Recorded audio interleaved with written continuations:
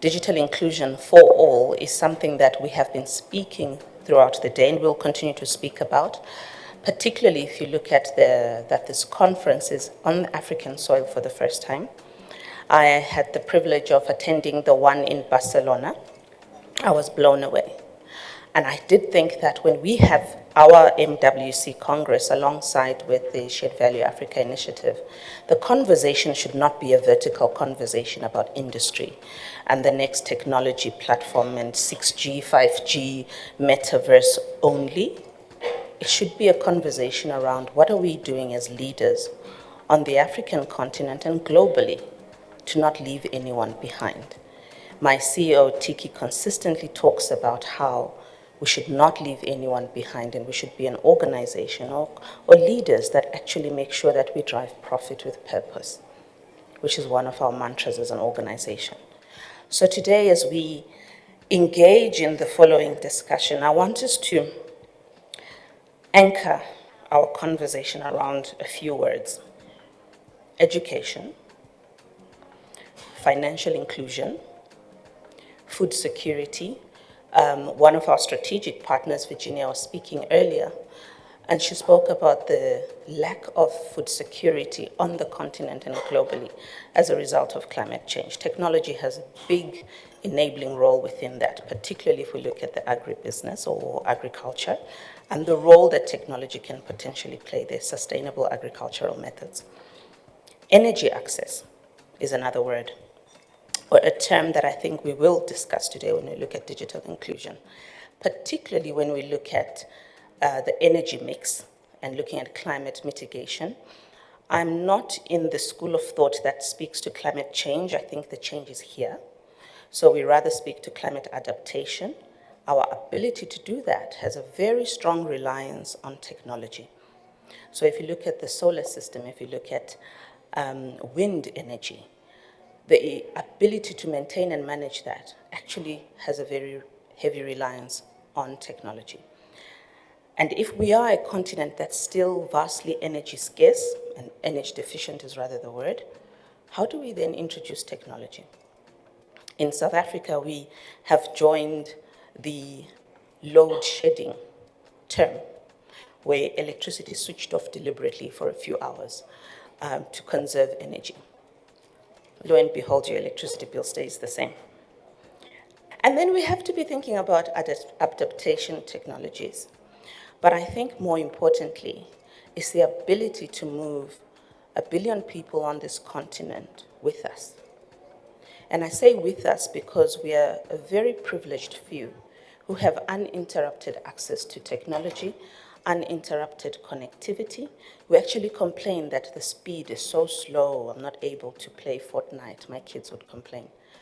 But yet we've got a majority, if not 80% of the population, buying data at a cost that is punitive. And if they have access to the connectivity to begin with. So with that being said, I'm going to say a few stats, which you've already heard, but I'll refresh you because it's end of day. From what I checked, 650 mobile users in Africa, there are actually 650 mobile users in Africa, according to the stats that we have seen. And that is 650 million, my goodness. And that is obviously going to increase. 4 out of 10 people have access to internet, which is about 565. And we saw this morning from the, is it the Director General of GSMA saying that's set to increase by another 100 million. So by 2025, we'll see the numbers increasing. I'd have liked to see him talk about how the cost of data will go down too, but that didn't happen. We've got internet penetration, which is about 47.1%. Which is behind the global average, which is sitting at about 66%. What is the impact of that and what does it mean? I think for me, in the context of how children have no access to education, cannot use digital or tablets to get educated. We had COVID, and with COVID, kids sat at home and they could not continue learning because they had no access to internet and technology. Digital literacy remains a huge barrier, and this is not in the context of skills development and employment, but rather the fact that my grandmother or my aunt sitting in some rural area actually does not know how to use her phone as much as she has it, as we speak 650 million people. There is no concerted effort to try and move and shift a bulk of the population into a space where they understand what it means. Very important for them to understand if we're looking at cybersecurity, particularly as those who become more financially included, they need to be digitally savvy as well. So if over 70% of the people in Africa do not have reliable electricity or energy, what is the impact of digital inclusion? What is the impact on digital inclusion, rather? Is it a pipe dream? Will it actually happen? What does that mean? Having said that, let me introduce the format. We have our first keynote speaker. Thereafter, we'll have a panel discussion. It gives me great honor to be here in Kigali to share experiences with leaders and peers on the current experiences that tell us about the future of connectivity. At Visa, we recognize the critical role that partnerships play in delivering solutions to communities where they are. A few days ago, during Youth Connect Africa, here in Kigali, the UNDP resident representative, Mr. Maxwell Gomera, spoke about the human connection that his mother, a greengrocer, built in the community. Though she lacked access to technology and capital, she knew her customers. That knowledge is a critical part of a connectivity issue. Around the world, government responded to social measures to ease the burden of the pandemic on individuals, households, and SMBs. From Togo to Indonesia and Egypt to Guatemala, the shared value of a human experience made public, private, and civil society to collaborate to reverse the impact of COVID-19 on human progress. In many instances, Visa collaborated to make the delivery possible, connecting digital financial resources to support the recovery. In Guatemala, for example, the government's Bono Familia program was designed to bridge the gap to recovery. Nancy Gomez, a hair salon owner, was able to access financial help through the simplified process unlocked by SMS. We did not have to wait for COVID-19 to demonstrate the importance of connectivity in transforming our economies. It represented an accelerator, but the foundation was laid. Across the continent, young and creative minds, filled with their mother's inspiration like Maxwell Gomera, are finding ways to ease pathways to uplift African communities. For instance, in Côte d'Ivoire, where I grew up, Moja Ride is transforming the way citizens commute. The solution is removing the need for drivers to carry cash and for the conductor to look for change that he often doesn't have. While it might sound trivial for most, custom-built solutions have a possibility to increase social cohesion. I am reminded of Mr. Gomera's account of his mother, a greengrocer, selling tomatoes who had to give up part of a dream that she could not access because she could not access the required capital. In his words, a business stays small and the dreams stayed small. This is changing because young people across the continent and in Central Asia have witnessed firsthand the opportunity that their mothers could not attain. His mother knew a customer and kept a detailed account of their preferences and served them accordingly. But she couldn't get it right in time to scale. The missing link is often financial data, which is becoming less of a burden for enterprising women and youth across the continent. In Nigeria, for example, Paga built a solution to help small businesses owners digitize their businesses, including payments, point of sale, and access to credit via mobile device. The Business Connect and Grow initiative, in partnership with Samsung, helped reach 6,000 merchants and more than 25,000 agents via Paga's Doroki app. Further afield, in Kyrgyzstan, the Dodo Association of New Market Technology focused on expanding the cashless acceptance infrastructure for electronic payments and electronic commerce in the Dodo market and other members of the association. The latter was developed on a seamless, fast, and secure digital payment system tailored to the needs of merchants in the Dodo Bazaar. There are some universal opportunities to increase acceptance and chart a better pathway for women to take full advantage of the digital economy. From Guatemala to Côte d'Ivoire, via Nigeria and Kyrgyzstan, These are few of the many successful partnerships for growth that were supported by Visa across multiple geographies. Here on the continent, cash transactions continue to dominate, unfortunately. Maxwell's mother's experience remains a common experience of far too many women. Our shared value must recognize that the value that lies in the core capabilities of each partner to address three critical enablers: regulation that enhances interoperability within and cross borders, financial education with a critical module for consumer protection, and connectivity in peri-urban and rural areas.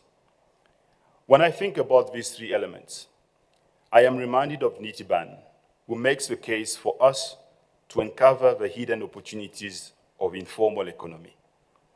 Maxwell's mother knew her customers and had a written record of her business, but this was not enough. So, as we speak about One Africa, One Voice, a theme which underscores the need for organizations to work together across borders and industries to the benefit of all, we need to ask a simple question: whose Africa and whose voice? Nancy Gomez, Maxwell's mother, and Teresa in Nitiban TED 2017, and many other women and youth are the fertile seeds of business and enterprises that keep the engines running. They put food on your table. Even here in this hotel, the invisible one, the butchers, the bakers, candlestick makers, they make the machines that your French fries, and they make your beds. They are the invisible businesswomen trading across borders, all on the side of the road, so that they're invisible, so they're invisible to data gatherers. As I listened to Maxwell's speech to African youth, I could not asking, what if we started to recognize the skills that are embedded in the community? The One Africa, One Voice will become inclusive. It will set the path for building with the Africa we have. In doing so, we will transform our economies with enabling prosperity as the end in mind through customers' doorways for women and youth to enter or integrate national, regional, and global value chains. We are here because we believe in the capital value of human progress through partnership. For instance, working alongside Shared Value Africa and USADF, we are developing and implementing a youth-led learning management system, a program which aims to share pre-selected course content from the practical business skill and made available to selected USADF grantees with the aim of reaching all of them in about 21 African countries. By coming together as one, we recognize the capital importance of designing solutions with women and youth at the center of the dreams so that the dreams do not remain a hobby. As the UNDP representative shared with you from across the continent last week, the thread that will keep us together as we weave our core capabilities for socio-economic transformation is strengthened by scale, connectivity, and mentorship. Thank you for committing to the transformation of the African women and youth. Next, we're going to get into a panel discussion.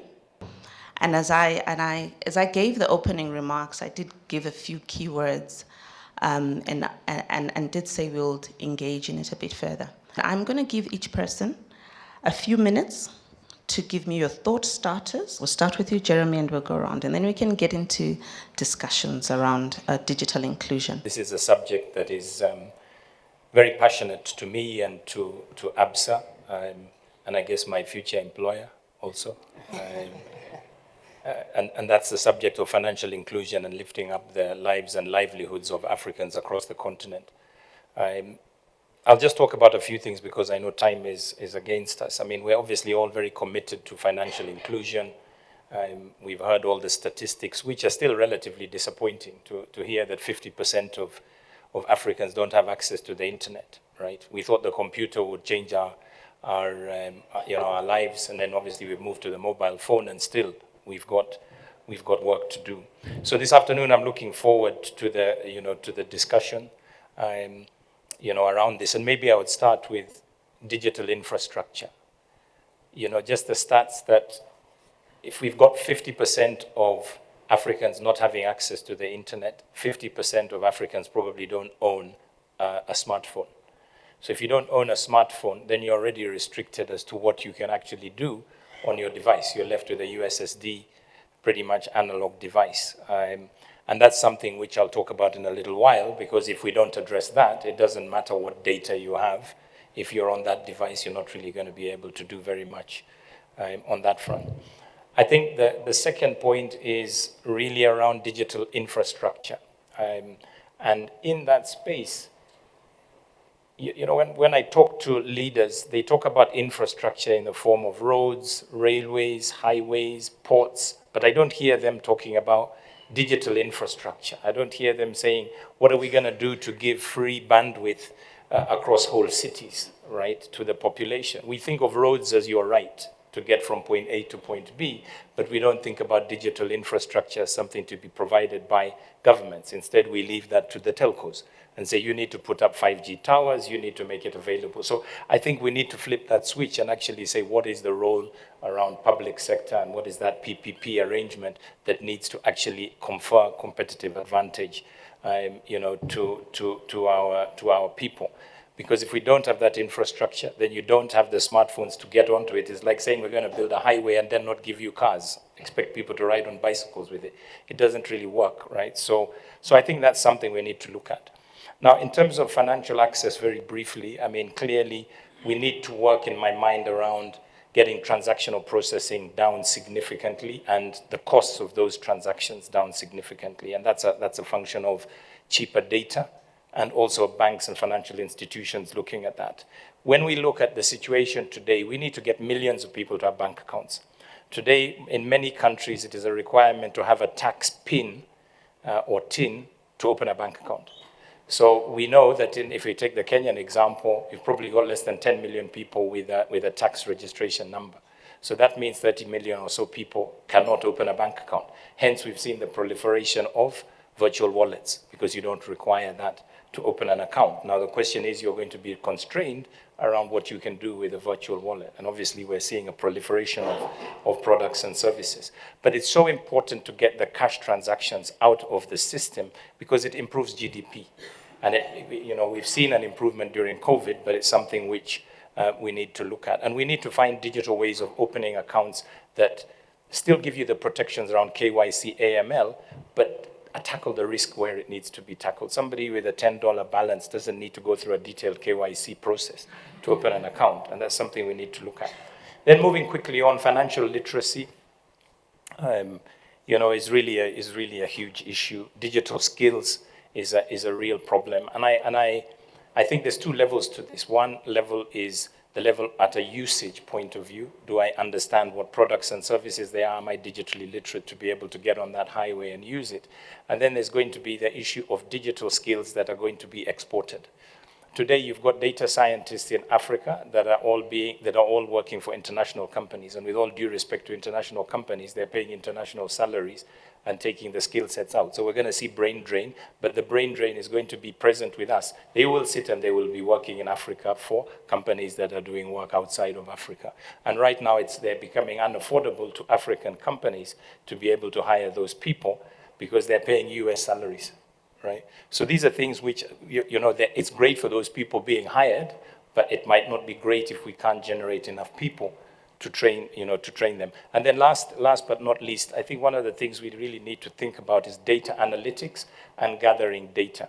We need to use data in the financial sector to make much more informed credit decisions. We typically rely as banks on collateral. We cannot rely on collateral anymore. It has to be based on your behavior, your patterns of use, bringing disparate data, whether it's from the metaverse, what you're doing online, to inform who would be a better credit risk, to be able to pass on that data. And the question that I ask, on that infrastructure, who controls the data? Most of the data that is being analyzed today is from the Western world, where they've got the data, and they infer that for Africa. Yet we know the dynamics are completely opposite. The financial realities of Africans is not the same as those in the US. How can we design and develop products when we don't even have the data being analyzed in a sensible way? So how do we do that? What are the policies and procedures that are going to need to do that in a way that is coherent and works for us and allows us to bring down the cost of credit, the access to credit, in ways that allows us to be competitive. I think, Sazili, let me stop there. Those are a few things that just to kick us off. Thank you. I like it. And you mentioned cash, and I was looking at Visa Carl over there and saying he'll kick us off from there. Over to you, Carl. I think I'll just add one point. On the cash element, it's really what we need to solve for. And whatever solution that we design needs to be able to mimic the way cash is moving around. Because cash is expensive. As much as people don't think about it, you need to make sure that you transport it, you store it, and you have it available when people need it. I was in DRC a couple of months ago, and I went to the ATM and I withdrew US dollars. You can only imagine the planes that need to fly in to bring the US dollars, and the cost to the economy, but the cost to the individuals as well, that may not perceive it, but cash is expensive. For most of us sitting here, we don't use cash. It actually is used by people who, I dare say, at the bottom of the pyramid. So we really need to solution for that. And Visa is obviously thinking about it, so is MasterCard, but we'll get into that a bit later. Over to you, Jamil. A little bit about myself. So I was born in London, spent most of my childhood in various parts of the world, but primarily Canada. I'm of Tanzanian, Nigerian, and Omani heritage, which is why I'm so pleased to be here at the first MWC Africa. I feel at home. This is really amazing. I'm super, super excited. Today I head up what I think is the most exciting area at the UK's Department for International Trade, which is the Digital Commerce and E-commerce division. Our role in the department is to champion digital as a route to market, as a key enabler for businesses to be able to trade. For me, when it comes to trade across the continent, I see mobile being at the heart of that trade. But I'm also mindful that with the digital, thank you, with the digital divide being bridged, without the digital divide being bridged, the potential for a thriving economic climate will not happen, or at least it won't reach its full potential. So I'm encouraged by all the discussions today around how we can work together to find solutions, but I'm also hopeful that through partnerships and collaboration that we can find ways to help all of society, both people and businesses. I think it was mentioned in terms of lives and livelihoods. And so for me, that's what mobile can do. It's really about trade. It's about economic empowerment. It's about giving people the ability to access digital services, whether that's in healthcare, whether that's in education, which you mentioned earlier, but also other things like entertainment and sports. What I see happening in terms of the digital revolution in the UK and in other parts of the world, I see that actually Africa is better placed to be able to take advantage of those things if the digital divide was bridged. And so for me, it's really exciting, but yeah, really keen to work with all of you and to figure out how we can find those solutions to the usage gap primarily, but also to figure out how public sector and private sector can work together, because I do think the point made around relying on the telcos, that's not it. That can't be the answer. The answer has to be around collaboration between both, which will help countries do cross-border trade, but ultimately will lead to economic prosperity and growth. Thank you for that, Jamil. Over to you, Yvonne. So since people are sharing big numbers, one big number is the percent of Ethiopian SMEs that are online is only 10%. So you have 90% of Ethiopian SMEs that do not have any digital presence. The reason why that's important is we know that SMEs that are digitized, they have a presence, grow at 40% faster than those that do not. And we also know that in most countries, if I take Ethiopia as an example, 70–80% of jobs are created by SMEs. If you can generate faster growth at that level, that generates jobs for young people, which is a key priority for all of us. So I think you mentioned, my name is Azana. I'm the Managing Director of Africa 118. We're lucky to be a startup that is included in the GSMA Innovation Fund. So with our partners at the GSMA Innovation Fund, we did some design thinking to figure out how we can accelerate, how can we bend that curve? How can we bring more SMEs online to create jobs? We found a few issues that need to be solved. One is what you mentioned earlier in terms of awareness. Why, if you have 50% mobile penetration, why is my business not online? So some awareness around, if I have a WhatsApp group, maybe that's not digital presence as a business. So creating awareness, having the expertise. So if I'm told that I need to be online, how do I do it? So trying to solve for that, and then affordability. So typically the solutions are too expensive. So we'll talk about the starter pack that we developed in partnership with the GSMA Fund. But what we found is that the challenges are even more serious if you think about women entrepreneurs. So there's a gap in terms of SMEs in general, but it's even a bigger gap when you get to entrepreneurs that are led by women. So we've come up with some strategies around how to make sure that women entrepreneurs are included in our program, and that has worked quite well. So I'd say that's sort of the context in terms of where we focus our efforts. It's not just an Ethiopian issue. So if you're Rwandan SMEs are not that further along in terms of digital penetration. Again, I think there's a dinner tonight. I don't know but there's a dinner you're supposed to be wearing African clothes. And for those friends of ours that are coming from non-African countries, you're probably scrambling to see where I can get. So that would be a great business opportunity for a Rwandan business that sells cultural clothes. Right? So sometimes they don't really understand if it's present, real, but that business would do very, very well if you do a search for cultural clothes around here, they probably would have a great day. So it's something that's not just unique to Ethiopia, it's across the continent, and it's something that I believe we need to solve for. And a lot of the work that we've done, I think, can be replicated in other markets. So maybe I'll pause there. Thank you for that, Tivan, and I think I will start with you there. Because essentially what you're talking about is e-commerce and the access to that.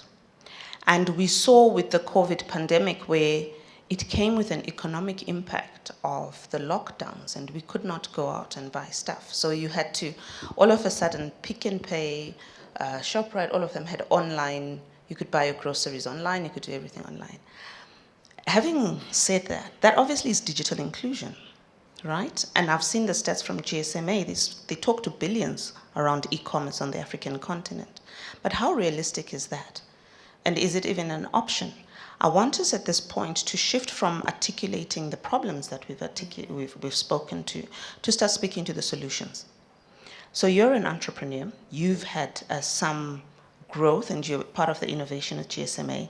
But the question is, if we're talking about entrepreneurship, unemployment, growth, the e-commerce, how feasible is that if you're looking at it from an African context?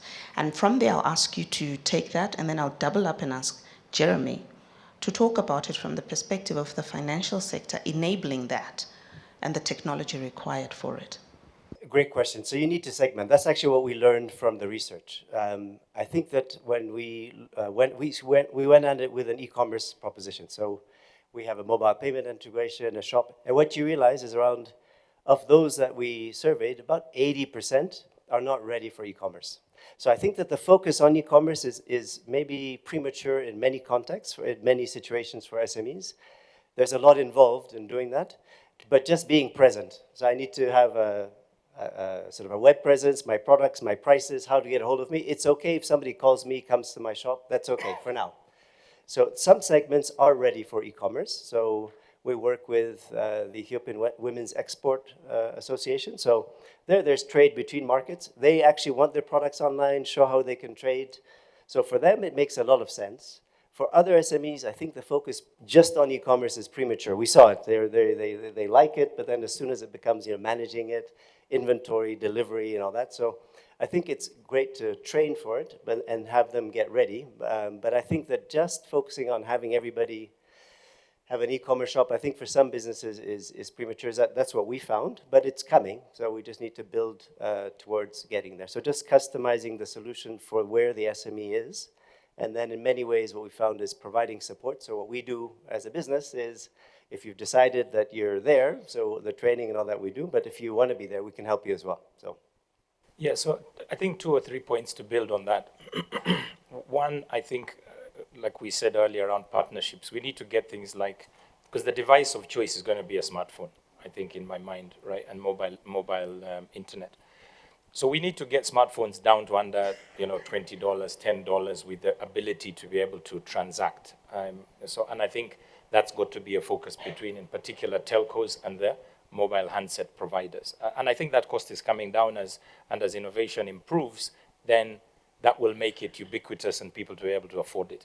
I think what banks are going to have to do in the interim and as part of that journey is provide mobile handset financing that is affordable to people, right? So whether it's payable over 12 months, 24 months, the way we've seen in the Western world, but our own local version of it. Because then it puts the handsets in the hands of Africans to be able to transact.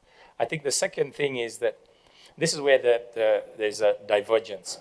The Western world is moving towards 5G, which is data heavy, right? Yet our phones are data light because they don't have the memory, they don't have the RAM, right? They don't have the capacity to process these things. If you look on your phone today, most of the space is taken up by apps, right?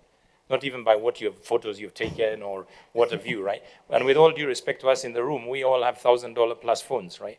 Whereas, so you can't compare, and we build for those phones. I think we need to build for phones that can take data light applications. And then it seems almost counterintuitive because we're moving to 5G, which is we can do 500 megabytes a second. But guess what? There's going to be a long time before that gets into the hands of, of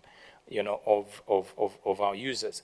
And then the third is I think we need to find our own local solutions. And there's some very innovative fintechs that are doing things. If you take, say, for example, retail outlets, you talked about, ShopRite and, some of these other stores, which are chain stores in South Africa. But you go to most African countries, I would argue that 90% of retail purchases are done outside formal shops, right? They're done in kiosks and other such places, right?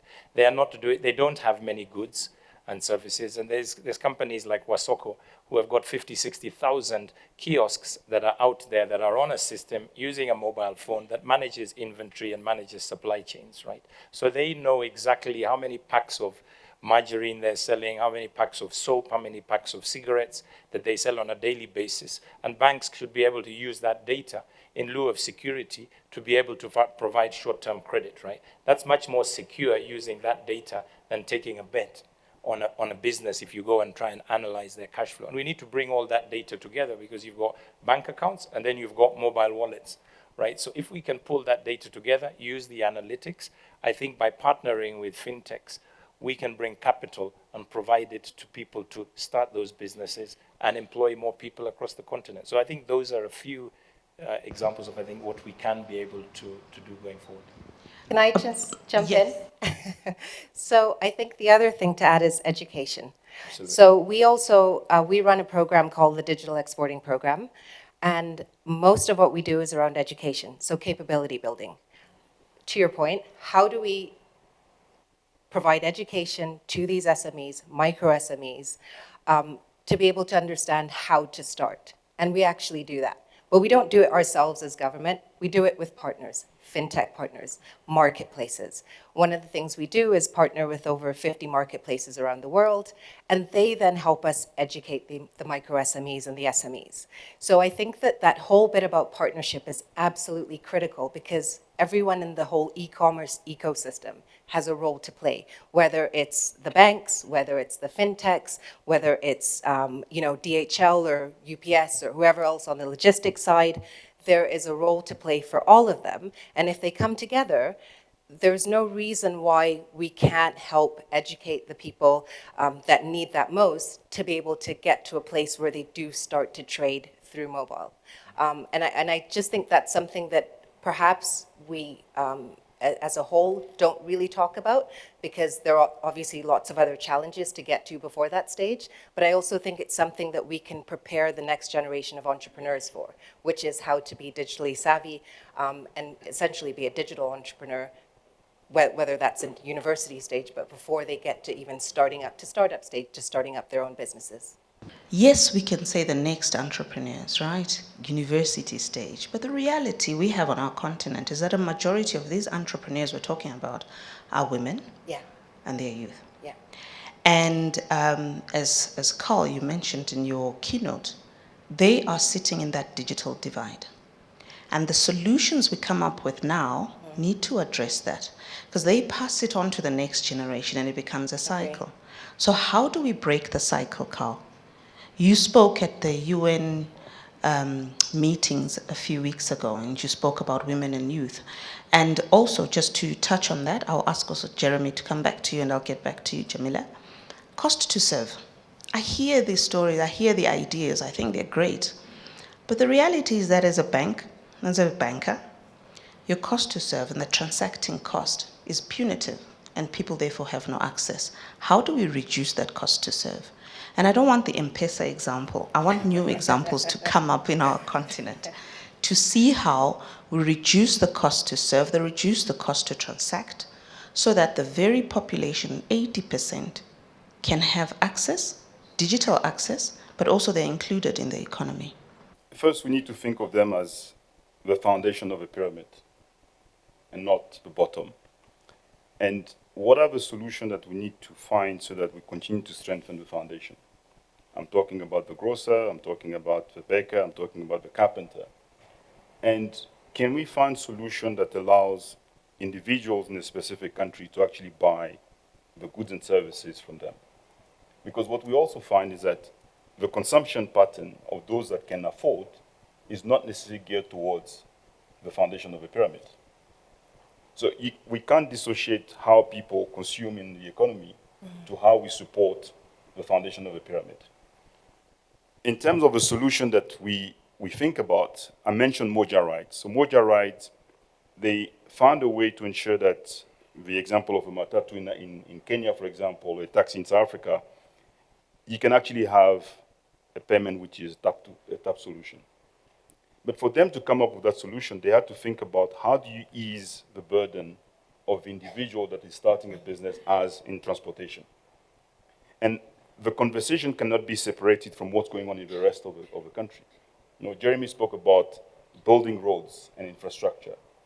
But what about the invisible infrastructure, which is about payments, to allow that anyone, anywhere can actually make that transaction? So the fintech are providing some of the solution. Jeremy spoke about the collaboration between the banks that have, as you mentioned, certain costs that are hard to reduce. But the critical mass, and it's a volume issue, how do we get more people to be able to come and see value in what is being offered? Because we can't make the assumption that the solution that is being offered is of value to them. Jeremy? Yeah, I mean, I think exactly. It's all about, I think, collaboration, partnerships, people bringing the expertise that they have to the table and knitting it together in a way that makes sense. I think one of the challenges which might not be spoken about in some of our markets is the issue of trust, right? And what do I mean about trust? I mean that you've got entrepreneurs who are running successful businesses, but they don't trust putting their money through a bank account because guess what? The taxman can come after it in that system, right? And there's, in a bizarre way, I've seen people who grow their businesses to a certain point. When it hits that point, they start another business. When it hits that point, they start another business. So you hear this guy owns 20 businesses. If you put it all together, it's a massive business, right? And what we've seen is we've seen the taxman going after digital transactions in form of excise duties, in form of all kinds of taxes, because guess what? They're also suffering from their own financing challenges, right? So I think these are the paradigms that I think we're going to have to challenge ourselves to say, you don't want to drive people, like in COVID, they went for these taxes. Yeah. So you've got people moved to digital, became comfortable with digital, now moving away, because guess what? We're in a hyperinflation environment at the moment. Every shilling counts, right? People are moving back to cash when they should be moving fast forward into. So I think we're going to need policies and general approaches, which is saying we're not going to sort of kill the proverbial goose, which is supporting us, and try and just build that trust in the system. Because if we can get that done, our costs are still very high. Even with the likes of, and I won't mention names, the likes of Alipay, WeChat. No, I'm going to mention names in Africa. I won't mention the African equivalents, but they are much more expensive than their counterparts in China or in India. What's the answer? Scale, right? We have the same scale as those continents, but because we're broken down into countries, we're not putting it together. That's where you're going to find the struggle of getting the cost per transaction down. But not to shift the blame, Jeremy, the trust deficit is actually with the bank. So people don't want to put money in the bank. Before the taxman story, we get to it. The interest and the costs we charge a small entrepreneur to open that bank account is punitive. So the trust deficit, I think the Edelman survey has shown that banks and financial institutions are the least trusted. And funny enough, telcos are the most trusted because I guess it's in your hand and you've got Facebook and stuff. But where we are protecting your interest and taking care of your money, there's a higher trust deficit, and it's a grudge purchase, like insurance. Garth?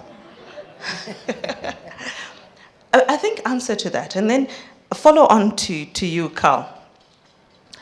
Cash is expensive, yes. And you speak to the foundation of the pyramid. But your product does not sit at the foundation of the pyramid. How do you think about that and try and get it there? Because they still use cash. And it's important to try and move it away. I will make reference to your competitor, MasterCard. They have a financial inclusion case study where they talk about the SASSA grant system in South Africa and how they moved people from getting cash to using their cards.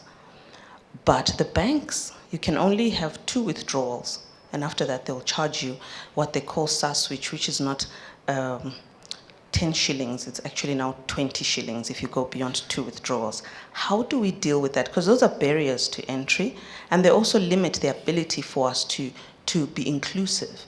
And then if you put in the digital layer where most of us are now paying using our phones, it literally means that they are a century away if they're not there yet. So before you answer, Carl, I need Jeremy to speak to the trust deficit before we talk to the taxman about the banks. Yeah, I mean, I think it's absolutely right. I mean, there's been good reason, especially after the major financial crisis we saw in 2008, where people's lives were just thrown upside down, right? All their savings disappeared, you know. And I think banks have been forced to come to the table, and I think that mindset needs to change, right? Before, when you wanted to open an account, you had to go to the bank, you had to get dressed up, go and see the manager, go and convince him that you are going to be a good person to have on an account. You needed referees. We've moved along, but we're still not where we need to be.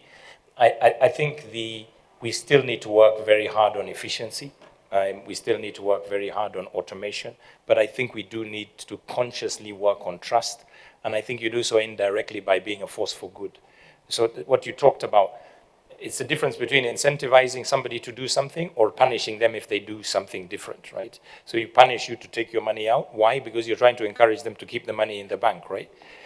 So if you incentivize them to keep the money in the bank as opposed to punish them, then somebody perceives it in a different way.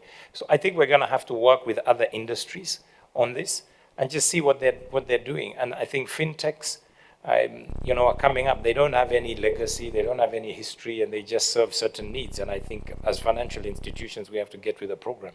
Otherwise, we're going to find ourselves irrelevant in the future. So you only have about 5 to 10% of people that use cards. 90% are still using cash. And the real question is, how do we ensure that when they enter the financial services, being through mobile money, for example, they can migrate into more sophisticated means of payments? Because you need to be able to ensure that when they enter, the experience of using it makes sense. Can I go to the mom and pop shop corner and be able to make my transaction in a safe and secure way, get what I need, and eventually start? The trust element, if it's a corner shop that is providing already some form of credit, you can take 2 bottles of milk and come and pay the following week. That can be transformed into a digital way of making a transaction. So the way forward is to ensure that we understand very, very clearly also the sophistication of how people are managing their finances. Not always necessarily with money, but with goods and services. And once we have that understanding, we can find solutions. But we cannot limit ourselves to say, okay, the product is too sophisticated, but it's only for 5%. And to Jeremy's point, it's really about the scale. So when we're talking about AFCTA, it's really going to help us to remove those barriers. And then when we're talking about the market, it's 1.3. I used to live in Togo. There are 7 million people. No matter which way you look at it, it's a small market. Yeah.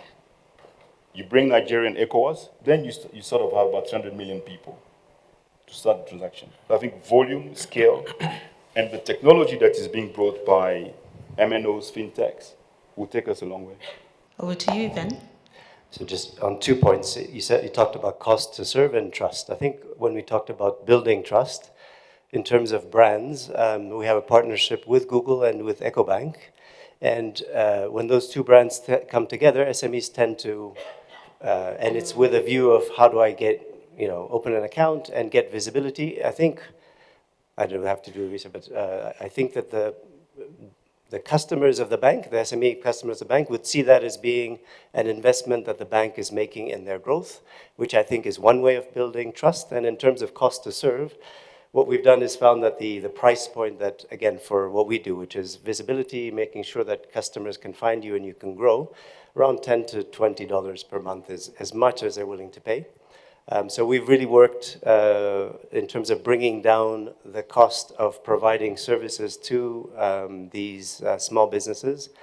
And I think one of the things that is an opportunity is the telco link. So we're looking at how we can bundle sort of a digital presence pack together with a mobile data package so that I'm online, so I have data, but I'm online as well, so I can connect with my customers. And I think those kind of partnerships should be able to bring the cost to serve down. My last point on trust, because I have my GSMA partners here. When it came to supporting women entrepreneurs, one of the things that we found is that there's a lot of built-in trust in terms of organizations that support women. Yeah. And so with us, about of the 4,000 entrepreneurs or businesses that we've supported, 70% are women. And what we found is as long as we're willing to enable these organizations that know the women, they have the relationship, the training is done, you mentioned the training, making sure that the training is adapted, that helps to bridge, it's one way of helping to bridge that gap by leveraging the trust of the associations. And that we found, again, in a way of partnering is made a difference, has moved the needle. The conversation has anchored around access, inclusion, finance, and those kind of topics. But to close it off, Jamil, I think when we look at digital inclusion, yes, we've spoken to the cost of it and what is required and the fintech solutions for it, etc., and the rails that will make that happen. There are social sectors that require digital inclusion. Yeah. The health sector, absolutely, the education sector. Yeah. I think it's easier to talk about how we will enable entrepreneurship, we will enable small businesses. But if you look at the social system, and you spoke about infrastructure, Jeremy, how are we making sure that our hospitals stay online and how our schools and the people are now using smart schools and they've got smart boards? Because the access to knowledge and information becomes exponential for them and not rely on textbooks. So those are real challenges that the next generation is going to face. And in the conversations we've had today, I think every panel spoke to the youth dividend and how we're a young continent, how we're growing. But we're putting those children in schools that actually do not have access. Our parents and ourselves don't have access to good health systems. And the digital enablement and advancements in technology in that space, if you look at the global north, have advanced quite incredibly. But if you look at the global south, which is ourselves, we haven't quite reached that yet. We have small illnesses that could be solved quite easily, access that could be solved, knowledge that could be solved, but we don't have that. From your perspective, obviously, I'll say you're in the diaspora because you're a sister. How are you dealing with that? So I would also say, again, giving an example from the UK also during the pandemic struggled with providing healthcare services through digital as well as education. So obviously it's a completely different comparison, but I think that there's still a ways to go. I would say that I think investing in or supporting EdTech entrepreneurs and digital or health tech entrepreneurs is absolutely critical, because that's where I see a lot of the solutions coming from in relation to the continent. There are a lot of amazing ed tech companies that are coming up, and again, as a result of the pandemic, that are really pushing for change. And I also think it will happen in steps. I think this is something that will take a very, very, very long time. Personally, so again, in the UK, I would have a hard time getting access to a GP for an appointment. I then decided, well, let me see what else is out there. And I opted for a company called Babylon, which I believe is also here in Rwanda. And I'm able to go on my phone. I'm able to find an appointment. I'm able to do that through video or on a call. I'm able to see information on all sorts of other things and diagnosis and all sorts of other things. If I need to actually go into the doctor's office, then I can also do that. That's amazing. But for me, again, I didn't think that that was something I could do, and I was in the UK. So I don't want to say that this stuff is going to happen anytime soon. I think it's going to take a while. I think it's going to take, again, public and private sector collaboration. But I put my trust in this space, in the fintechs, in the ed techs, in the healthcare technology firms, because they are finding really interesting ways to find solutions, but also try new things. And if it doesn't work, well, it moves on to something else. So yeah, I'd say I'm optimistic, but I also don't want to say that we're anywhere near close to where we could be on that front. No, thank you for that. And I think you've articulated it very well. The challenge remains. The solutions are still to be found. And I think we're all pointing to our entrepreneurs, whether it's agri-tech, fintech, health techs, they need to come up with it.